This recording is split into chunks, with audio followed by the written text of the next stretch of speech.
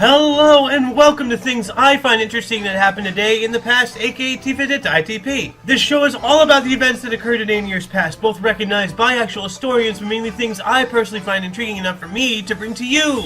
The source of this information comes from a smart device application on this day, the icon of which can be seen as cutoff prevention at the beginning and end of each episode. The music in the background is Halcyon by JJD, which I found on the YouTube channel No Copyright Sounds, aka NCS. For links to the app, music, and anything else potentially interesting, check the underbar. Anyway, on with the show! Today is Wednesday, aka Wednesday, April 27, 2016. In 2014, both Pope John XXIII and Pope John Paul II were declared saints in the first papal canonization since 1954.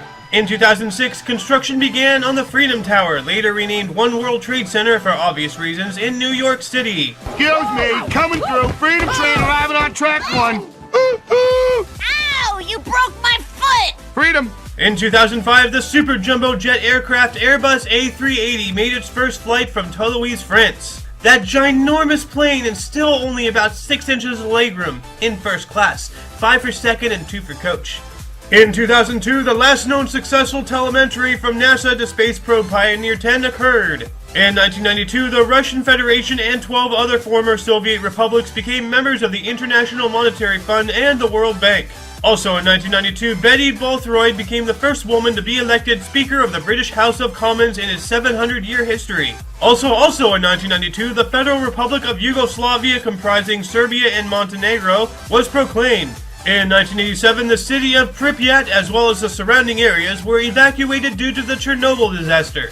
In 1981, Xerox PARC introduced the computer mouse. In 1974, 10,000 people marched in Washington, D.C. calling for the impeachment of U.S. President Richard Nixon. In 1961, Sierra Leone was granted independence from the United Kingdom, with Milton Margai as the first Prime Minister. In 1951, Operation Moolah, yes, Operation Moolah, offered $50,000 to any pilot who defected with a fully mission-capable Mikoyan Gurevich MiG-15 to South Korea, with an offer of $100,000 to the first pilot.